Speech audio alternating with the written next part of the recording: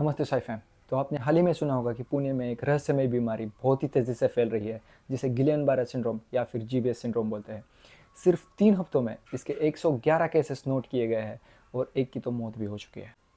लेकिन सवाल आता है, ये बीमारी आखिर आई कहाँ से? क्या ये किसी ली गई हुई पुरानी वैक्सीन का नतीजा है, या फिर कोई नया बैक्टीरिया या फिर वायरस इस बीमारी को बढ़ा रहा है? तो आइए जानते हैं इसके पीछे की पूरी डिटेल्स और साइंटिफिक इन्फॉर्मेशन, ताकि आप बिना डरे आने वाले आउटब्रेक का सामना कर सकें। साइंटिफिक वीडियोस के लिए सब्सक्राइब बटन भी दबाएं। तो हमारा शरीर होता है बिल्कुल हाई लेवल सिक्योरिटी की तरह, जिसको हम बोलते हैं इम्यून सिस्टम। इम्यून सिस्टम के सेल्स जब भी कोई बाहर का बैक्टीरिया हो गया या फिर वायरस हो गया हमारे शरीर के अंदर प्रवेश कर लेता है, तो उसको आइडेंटिफाई करके उधर ही नष्ट कर देते हैं। लेकिन इस जीबीएस सिंड्रोम के मामले में ऐसा होता नहीं है, थोड़ी गड़बड़ी होती है। सिंड्रोम में क्या होता है दोस्तों, हमारे इम्यून सिस्टम की सेल्स हमारे खुद के सेल्स को ही दुश्मन समझ लेती है और हमारे शरीर के सेल्स को ही मारने में लगी रहती है।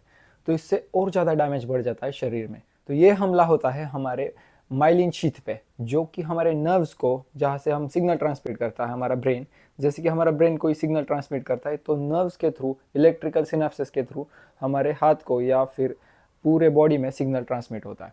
तो ये नर्व्स को कोटिंग करता है, एक लेयर होता है जिसको हम माइलिन शीथ बोलते हैं। तो ये माइलिन शीथ जो भी बॉडी में कम्युनिकेशन हो रहा है, जैसे कि नर्व्स के थ्रू, उसको वह फास्ट कर देता है। में हमारे माइलिन शीथ पे हमला होता है, तभी ये इलेक्ट्रिकल सिनेप्सिस बहुत स्लो हो जाता है। इसका रिजल्ट होता है कि हम हाथ पैर को ज़्यादा तेज़ी से हिला नहीं सकते हैं, जैसे नंबनेस, जैसे टिंगलिंग की फीलिंग आनी चालू होती है। तो अब सवाल आता है, पुणे में ही अचानक इस जीबीएस सिंड्रोम के केसेस क्यों बढ़ गए? तो इसके लिए संभावित साइंटिफिक कारण है, जैसे कि कैपिलोबैक्टर जेजुनी नाम का बैक्टीरिया। 40 to 60% जो केसेस है इस जीबीएस सिंड्रोम की, वो इसी बैक्टीरिया की वजह से है। तो ये बैक्टीरिया पाया जाता है अधपके मांस में, जैसे कि अंडर कुक मीट हो गया, या फिर गंदा पानी जो है कोई आंतरिक इन्फेक्शन है, या फिर कोई वैक्सीन का रिएक्शन। तो कोई पुराना वायरल इन्फेक्शन है, उसके बाद भी हमारा इम्यून सिस्टम उस पर ओवर एक्टिव हो सकता है, और इसका नतीजा क्या होता है कि वो ओवर एक्टिव इम्यून सेल्स हमारे बॉडी के सेल्स को डैमेज करने में लगी रहती है।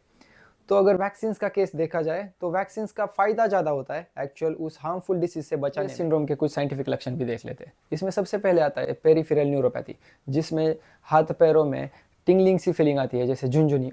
सेकेंड आता है डिमाइलिएशन, जिसमें मसल वीकनेस आती है और धीरे धीरे पूरे बॉडी में फैल जाती है। लास्ट में आता है पैरालिसिस, जो कि बहुत सीवियर केस में रहता है अगर आप इसको प्रॉपरली नोटिस ना करें। संभावित बचाव के तरीके, तो सबसे पहले बाहर का कोई भी कंटेमिनेटेड या फास्ट फूड या स्ट्रीट फूड हो गया, कोई भी कंटेमिनेटेड फूड आप नहीं खाएंगे। आप कोई भी कंटेमिनेटेड पानी पी रहे हैं तो उसको बिल्कुल बंद कर दीजिए। अधपका मांस हो गया, पनीर हो गया, राइस हो गया या फिर चीज़ हो गया, इन सब में ज़्यादा पॉसिबिलिटी है इस बैक्टीरिया की पनपने की, तो इन सब से भी दूर रहिए।